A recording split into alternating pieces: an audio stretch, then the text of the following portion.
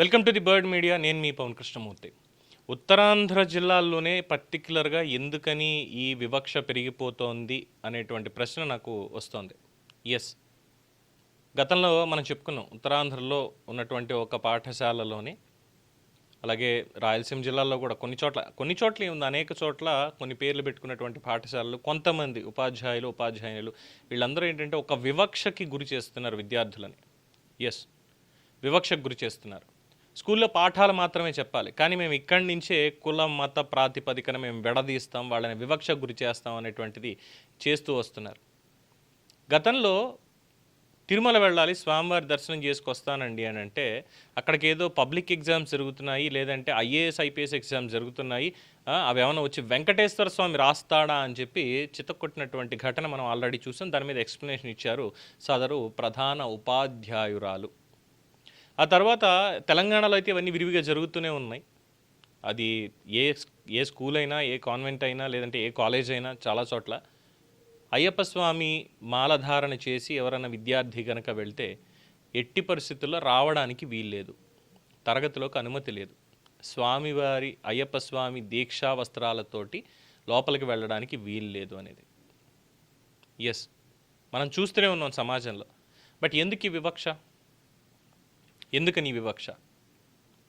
మనం మహా అయితే సమ్మర్ వెకేషన్లో సెలవులు ఉంటాయి కాబట్టి అప్పుడు శ్రీరామమాల వేసుకుంటారు, రామదీక్ష కానీ హనుమద్దీక్ష కానీ తీసుకుంటారు. మనకి దసరాల్లో చూస్తే దసరాల ముందు నుంచి కూడా భవానీ దీక్షలు తీసుకుంటారు ఎక్కువగా, నాకున్నటువంటి పరిజ్ఞానంలో. అండ్ అయ్యప్ప స్వామి దీక్ష తీసుకునేటువంటి వాళ్ళు శీతాకాలం ఎంటర్ అవుతుంది మనకి, కార్తీక మాసం ముందు నుంచి మొదలుపెట్టి సంక్రాంతి వరకు కూడా, పెద్దపాదం అంటారు దాన్ని, మకర జ్యోతి దర్శనం చేసుకునే వరకు కూడా దీక్షలో ఉంటారు. తర్వాత తిరుమల వెళ్ళి అక్కడ దీక్ష విరమించి తిరుమల దర్శనం చేసుకుని ఇంటికి వచ్చేస్తారు ఎవరైనా కానీ. ఈ మూడో నాలుగు ఎక్కువగా మనకు ఉండేది. అలాగే కార్తీక మాసంలో శివదీక్ష తీసుకునే వాళ్ళు కూడా ఉంటారు, చాలా తక్కువ. కొంతమంది ఏంటంటే డైరెక్ట్గా ఓకే దీక్ష తీసుకోకపోయినా కార్తీక మాసం అలాగో ఉపవాసాలు చేస్తాం అనేటువంటి వాళ్ళు ఉంటారు, కార్తీక మాసాన్ని పవిత్రంగా తీసుకునే వాళ్ళు ఉంటారు, దానికి ఇబ్బంది ఏమీ లేదు. కానీ ఇక్కడ దీక్ష తీసుకునే వాళ్ళు కొంతమంది ఉంటారు. అది ఎప్పుడు ప్రతి సంవత్సరం తీసుకునే వాళ్ళు ఉండొచ్చు, లేదు ఎప్పుడో ఒకసారి నేను తీసుకోవాలి, నేను మార్చుకోవాలనుకునే వాళ్ళు ఉండొచ్చు.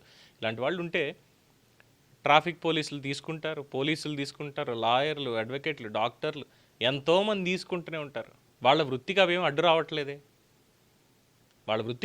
రావట్లేదే, కోర్టు వారు కూడా ఎటువంటి వివక్షకి ఏం గురి చేయట్లేదు ఎక్కడ. కానీ పాఠశాలల దగ్గరకు వచ్చేసరికి ఎందుకు ఈ వివక్ష? ఎందుకని మళ్ళీ ఈ మాట అంటున్నానంటే ఇంకొక సంఘటన నాకు కంటబడింది కాబట్టి. ఇది ఎక్కడ జరిగింది అంటే విజయనగరం డిస్ట్రిక్ట్ గరివిడి మండలం, గరివిడి గోదావరి దేవి షరీఫ్ హై స్కూల్ అంట, గోదావరి దేవి షరీఫ్ హై స్కూల్ అంటే ఇదేదో అక్కడ గరివిడి గోదావరి దేవి షరీఫ్ హై స్కూల్లో జరిగినటువంటి ఘటన. ఒకసారి వీడియోని మీరు చూడండి. ఎక్కడ రానవటం లేదు? ఏ స్కూల్ చదువుతున్నాను? ఏ రానవటం లేదు? ఎవరు చెప్పారు? ఎప్పటి నుంచి? ఎప్పుడు వేసుకున్నారు మాల? మీరు ఆగండి, మీకు సంబంధమైన విషయం.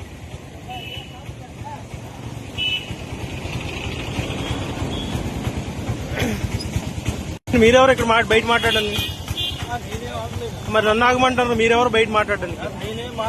మరి నన్ను ఆగమని మీరు చెప్తున్నారు, మరి ఎక్కడికి వచ్చి ఆగమని చెప్తున్నారు మీరు? ప్రిన్సిపల్ గారు మాకు ఇచ్చారు. ఏం చెప్పారు ప్రిన్సిపల్ గారు? మాల వేసుకుని పంపించొద్దు, ఒకరు వేసుకుంటే అందరూ వస్తారు అని మాకు చెప్పండి. ఈ అబ్బాయి మాల వేసుకున్నారు నాకు సార్? మాల వేసుకున్నాము చదవనెవరు కాదు, అంటే మీకు నామ్స్లో ఏమైనా అక్కడ ఉందా మాల వేసుకున్న ఆపేమని? మాకు ప్రిన్సిపల్ గారు చెప్పారు సార్, మాల వేసుకున్నాం పంపించొద్దు అన్నారు.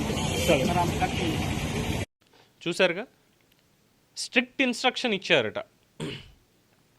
శివమాల వేసుకున్నారు విద్యార్థి, శివమాల వేసుకుంటే లోపలికి రావడానికి వీల్లేదు.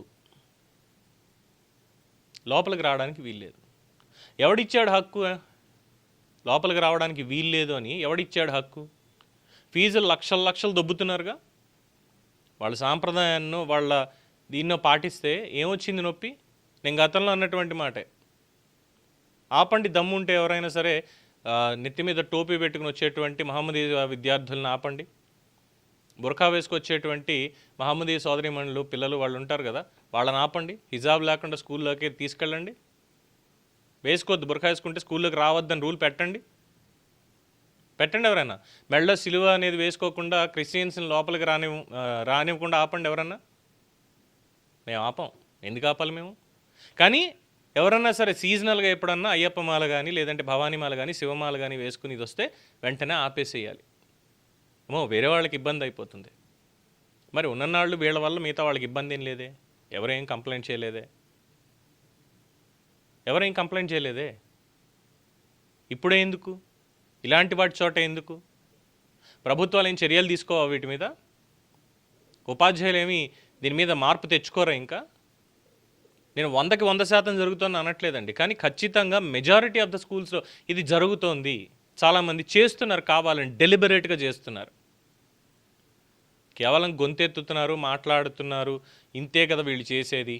ఒక మీడియా నుంచో లేదంటే ఒక సొసైటీ నుంచో ఒక ఆర్గనైజేషన్ నుంచో ఆ రోజు 10 మంది వస్తారు, ఇంకోసారి ఇలా జరిగితే మర్యాదగా ఉండదని ఒక మాట అంటారు అంతే. వాళ్ళు అంతకుమించి ఏం చెయ్యరు అనేటువంటి ఒక భ్రమలో ఉంటున్నారా?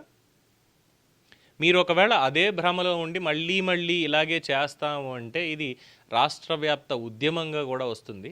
ఎవరెవరైతే ఆపుతున్నారో వాళ్ళ స్కూళ్ళ లైసెన్స్లన్నీ కూడా పూర్తిగా రద్దు చేయించి అందులో ఉండేటువంటి విద్యార్థులకి మాత్రం ఎటువంటి ఇబ్బంది కలగకుండా పక్కనే ఉండేటువంటి ప్రభుత్వ పాఠశాలలో కళాశాలలో చేర్పించేటువంటి కార్యక్రమాన్ని ప్రతి ఒక్కళ్ళు తీసుకుంటారు. ఇది గుర్తుపెట్టుకుని ఇలాంటి విషయాల్లో జాగ్రత్తగా ఉండండి. ఆ అబ్బాయి ఏమి మొత్తం నేను సంవత్సరాంతం కూడా నేను ఇదే బట్టల్లో ఇదే దీక్షతో వచ్చి నేను క్లాస్లో కూర్చొని నేను పాఠాలు చదవను, నేను శివనామస్మరణ చేసుకుంటాను అనట్లేదే. పొద్దున్న చక్కగా ఇంట్లో పూజ చేసుకున్నాడు, ఆ దీక్షా వస్త్రాలు ధరించాడు, ఉపవాసం ఉన్నాడు, వచ్చాడు స్కూల్కి, పాఠాలు చదువుకుంటాడు, హోంవర్క్ చేస్తాడు, వెళ్తాడు, మళ్ళీ పూజ చేసుకుంటాడు, నిద్రపోతాడు. కార్తీక మాసం అయిపోయింది, లేదు శివరాత్రి వరకు మ్యాక్సిమం శివరాత్రి వస్తుంది. శివరాత్రి వచ్చేసరికి దీక్ష విరమిస్తాడు, మళ్ళీ యథావిధిగా పాఠశాలకు వస్తాడు, అయిపోతుంది. ఈ మాత్రం దానికి రాద్ధాంతమా? లోపలికి అలౌ చెయ్యరా? ఎవడయ్యా ఇచ్చింది మీకు హక్కు? రాజ్యాంగంలో రాసిపెట్టుందా మీకు ఇలాంటి దీక్షలు తీసుకుంటే స్కూల్లోకి రానివద్దు, ఇది చేయొద్దు, కాలేజీల్లోకి రానివద్దని? ఎగ్జామ్ సెంటర్స్లో కూడా ఇదే రకమైనటువంటి వివక్ష. ఇంకేమీ లేదా? మాటల్లోనే ఉన్నారులే అని ఒక అహంభావం ఏమైనా కలుగుతోందా ప్రతి ఒక్కళ్ళకి, చేసేటువంటి వాళ్ళకి?